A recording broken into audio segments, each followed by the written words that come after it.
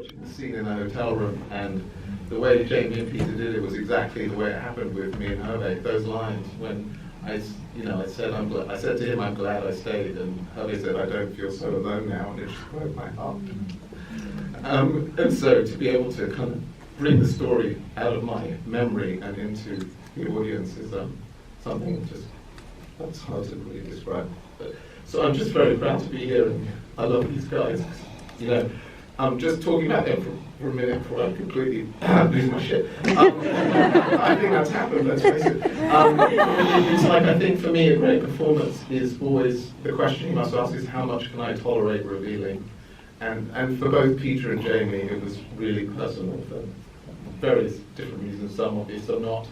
And they really were willing to go there so that the audience, so that you guys could be brought into the story. And it's so fucking hard to really expose yourself and be vulnerable like that. So I just want to say to my actors, of whom I'm so fucking proud, thank you.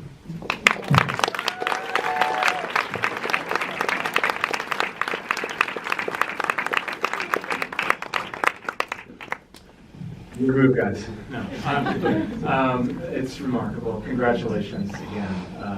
I don't know how I'm going to follow that, but I'm going to give it my best. I do want to let's hear from the performers, because you were saying a little bit, Jamie, backstage, that you didn't necessarily take it all on your shoulders to be playing Sacha per se. I mean, you're sort of channeling his experience, but it wasn't this nerve-wracking thing as I would imagine it would be for an actor, where you feel like, oh my gosh, did he have black socks on, or did he tie his shoes that way? I mean, you're sort of interpreting a little more broadly, right? Yeah, I mean, if I'd been playing like Sacha Gervasi as, I would have been dealing with that every day.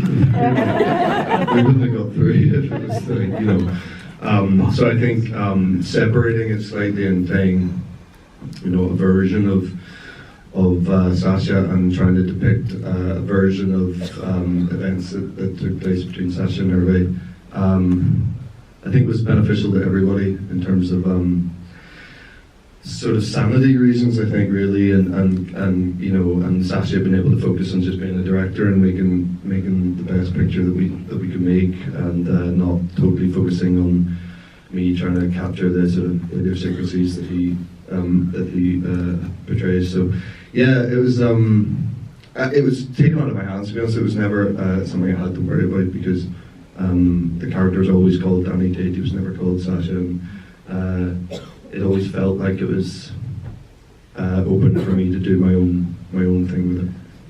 And part of, I'd love to get both of your thoughts on this. I feel like you're playing in this area that you're very familiar with. I mean, this is a story about show business, in a way, partially, right? I mean, talk about that aspect of it. Was that maybe the least interesting part of it to you? It comes across like you really bring a certain familiarity to it, which I enjoyed as a viewer.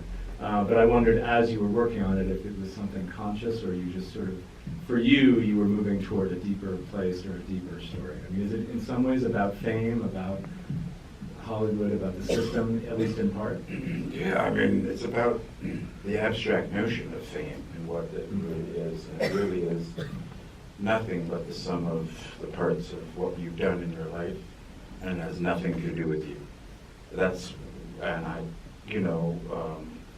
You try to understand what it is when you're confronted with it day to day. And I think Herve maybe just sort of dive too deeply into an abstract notion and too much without having